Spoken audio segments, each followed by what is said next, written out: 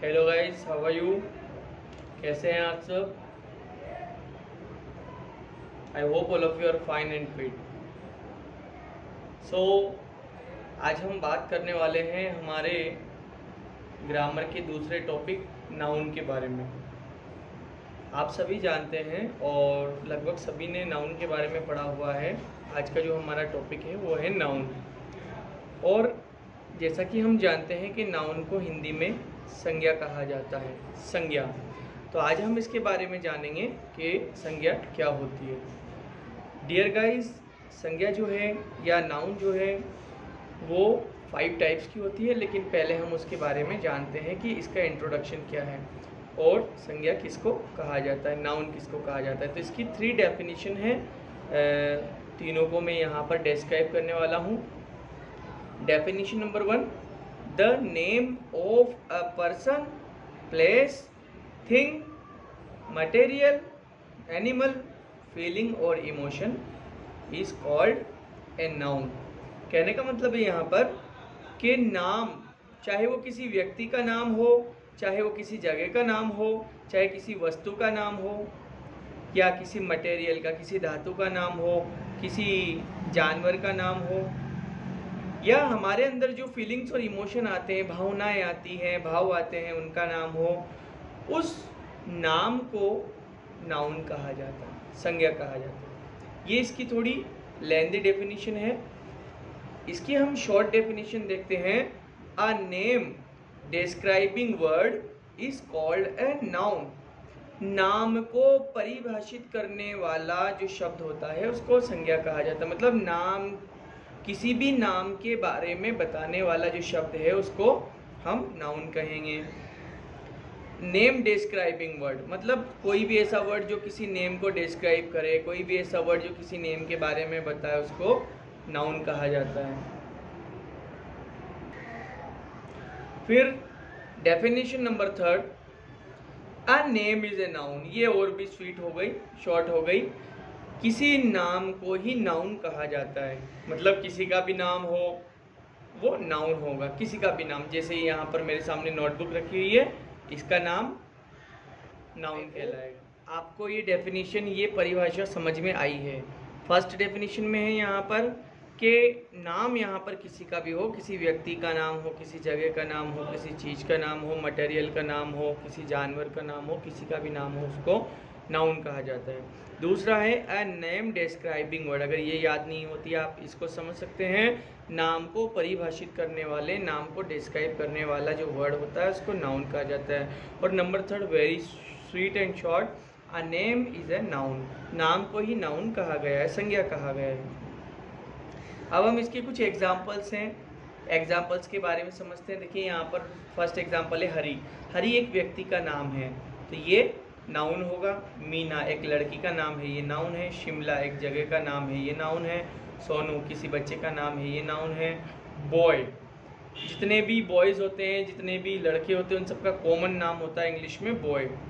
Water ये पदार्थ का नाम है, सब्सटेंस का। गोल्ड ये मेटल का नाम है। वुड ये मटेरियल का नाम है। पॉवर्टी ये अवस्था, गरीब होने की अवस्था, तो उस अवस्था का नाम है पॉवर्टी।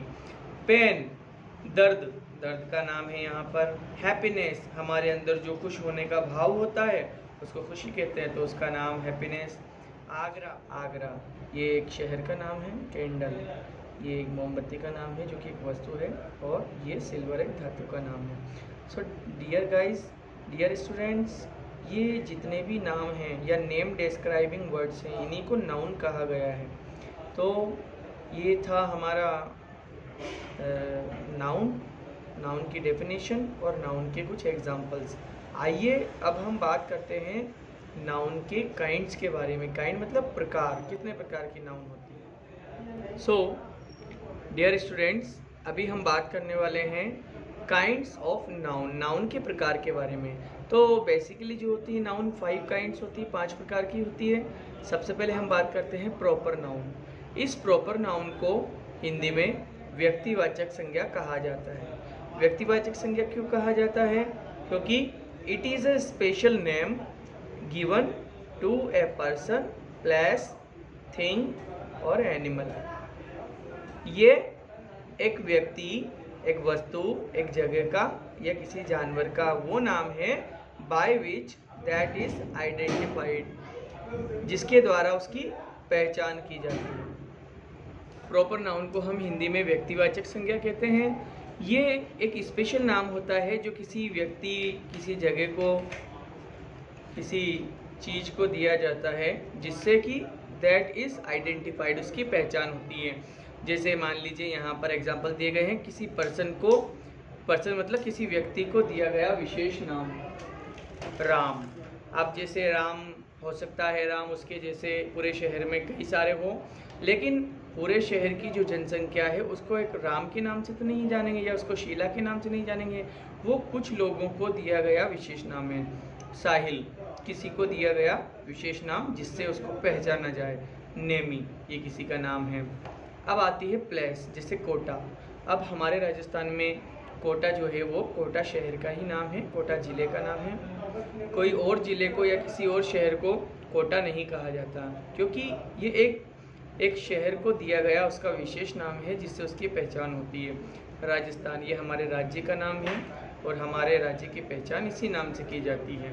इंडिया ये हमारी कंट्री का नाम है, हमारे देश का नाम है जिससे कि हमारे भारत की पहचान होती है। और वर्ल्ड ये दुनिया का नाम है। तो वो विशेष नाम जिससे कि किसी व्यक्ति, वस्तु, स्थान आदि की पहचान हो उसको प्रॉपर नाउन कहा जाता है। जैसे थिंग्स, पेप्सी, कोला। अब अगर हम कोला की बात करें तो कोला कॉमन नाउन में आ जाएगा, क्योंकि कोला तो कॉमनली एक पेय पदार्थ होता है, एक ड्रिंकेबल लिक्विड होता है, लेकिन उसके आगे पेप्सी लगा दिया तो ये कंपनी का नाम आ गया, तो ये विशेष नाम है। Pepsi, cola, Coca Cola.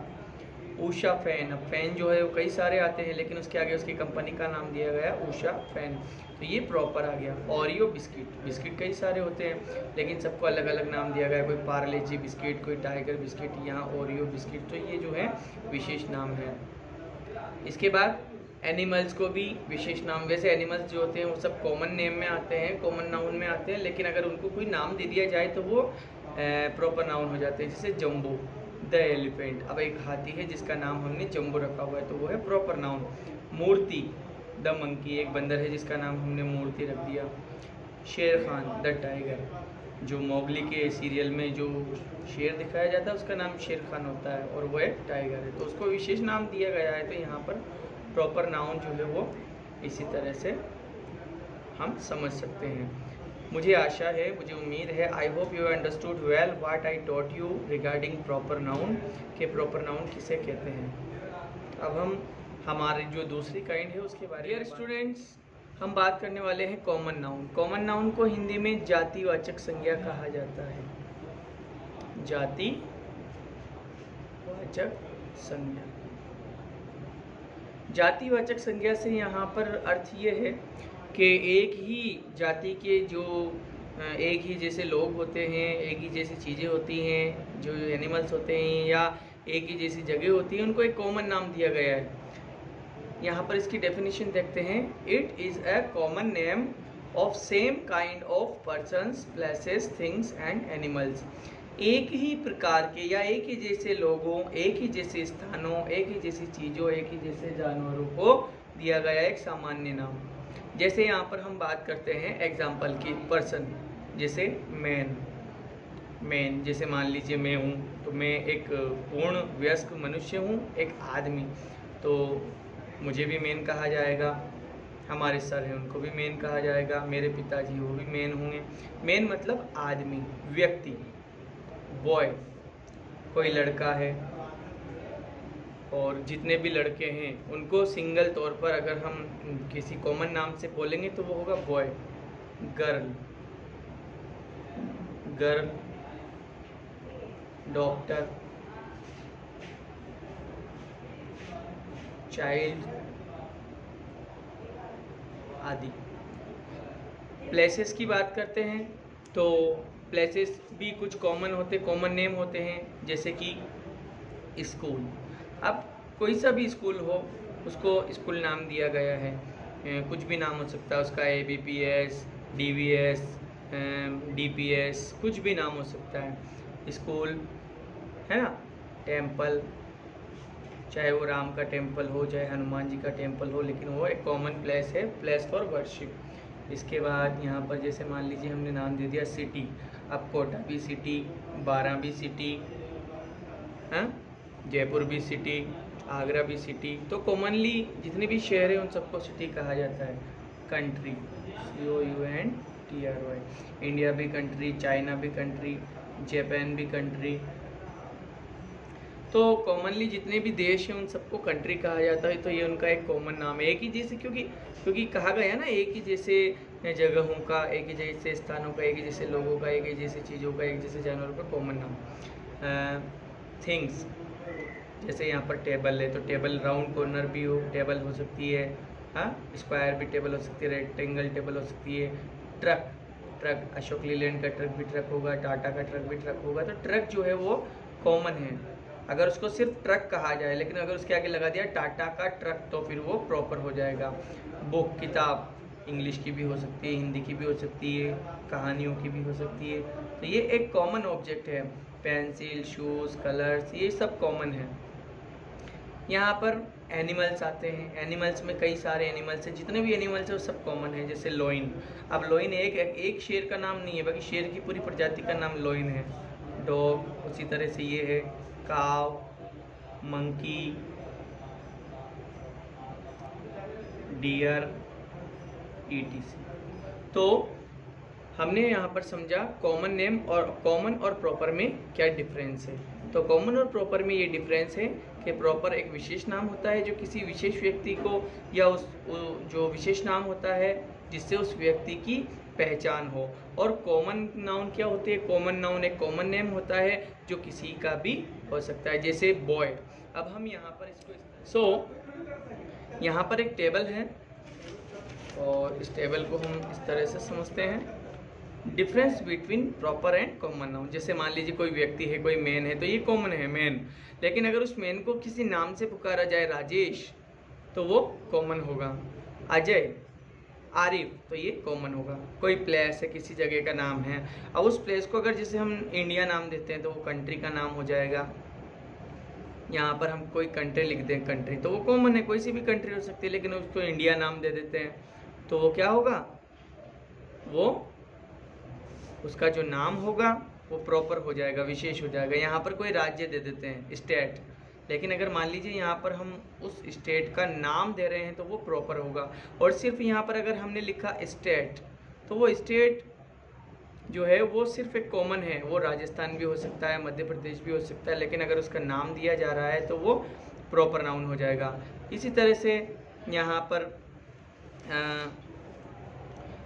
कोई थिंग का नाम दे रहे हैं हम, किसी भी थिंग का, तो वो थिंग में आ जाती है। कोई भी चीज़ हमने जो यहाँ पर किसी वस्तु का नाम दिया थिंग, जैसे मान लीजिए कि फ़ैन का नाम दे दिया।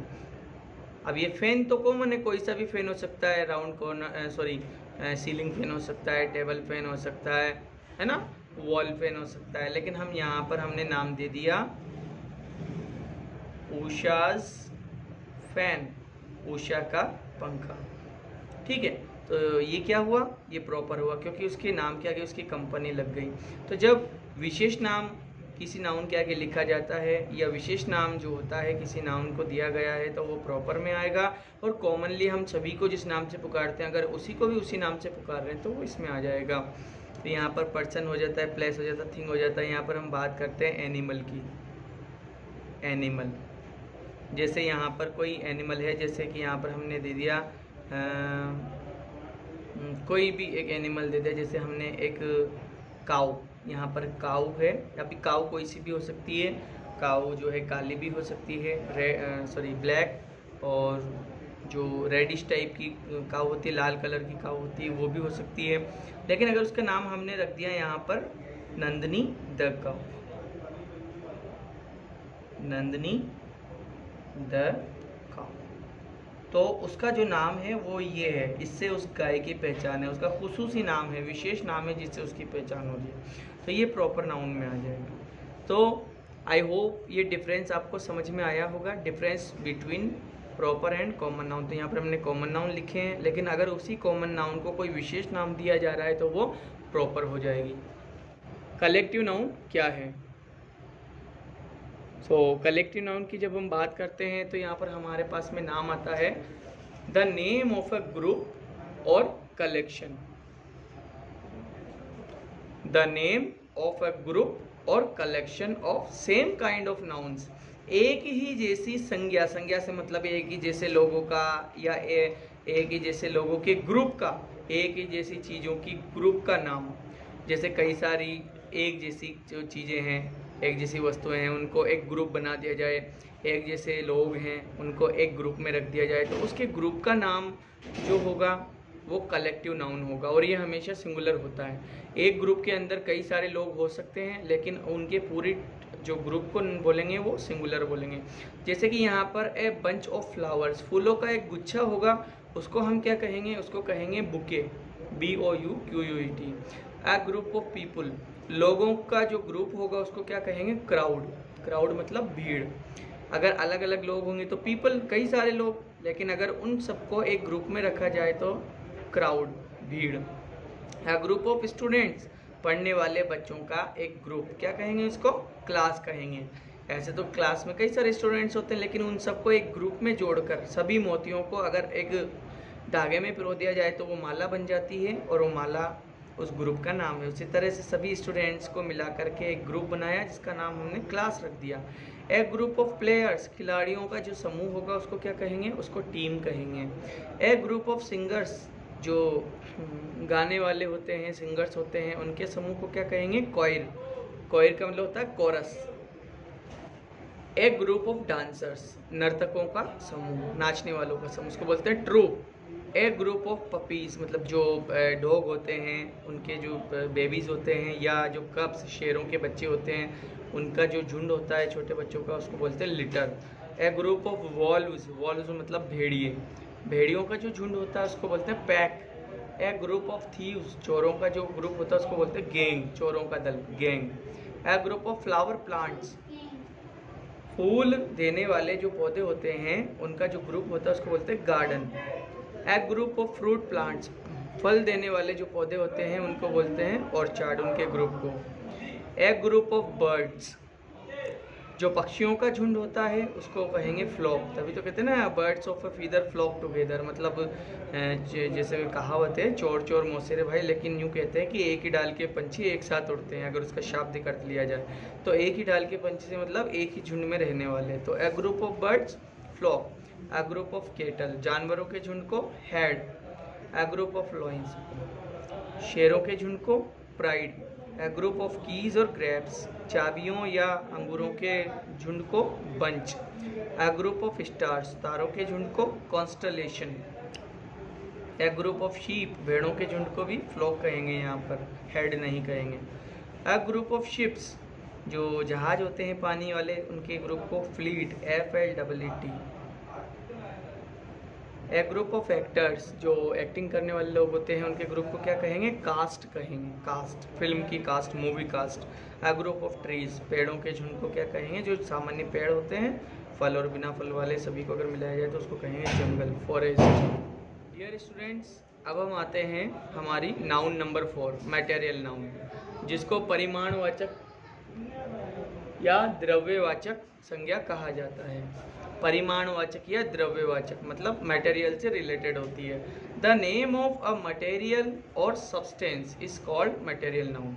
किसी भी मटेरियल का नाम, मटेरियल मतलब धातु वगैरह सामान, और सब्सटेंस मतलब पदार्थ जो खाने पीने में काम लिए जाते हैं। मटेरियल और सब्सटेंस का जो नाम होता है उसको मटेरियल नाउन कहा जाता है। जैसे मटेरियल्स कौन कौन से होते हैं? डायमंड, गोल्ड, डायमंड मतलब हीरा, गोल्ड मीन्स सोना, सिल्वर मीन्स चांदी, कॉपर मीन्स तांबा, आयरन मीन्स लोहा, मेटल मीन्स धातु, ब्रोंज मीन्स कांसा, ब्रास मीन्स पीतल, मड मीन्स मिट्टी, कोल मीन्स कोयला, वुड मीन्स लकड़ी, स्टोन मीन्स पत्थर, एल्यूमिनियम मीन्स जो जर्मन वगैरह होती है, ये धातुएं होती हैं। इनका नाम, जितने भी ये नाम हैं ये सब मटेरियल नाउन में है। सब्सटेंसेस, पदार्थ, खाने पीने की चीज़ें जिनसे नई चीज़ बनती है।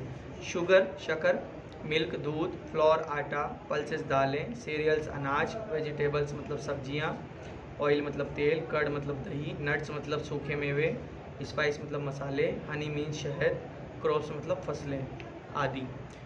ये जितने भी खाने पीने की चीज़ें हैं जिनसे नई चीज़ें बनती हैं ये मटेरियल नाउन में आती हैं। डियर स्टूडेंट, जो काइंड है हमारा वो है एब्स्ट्रैक्ट नाउन, जिसको हम भाववाचक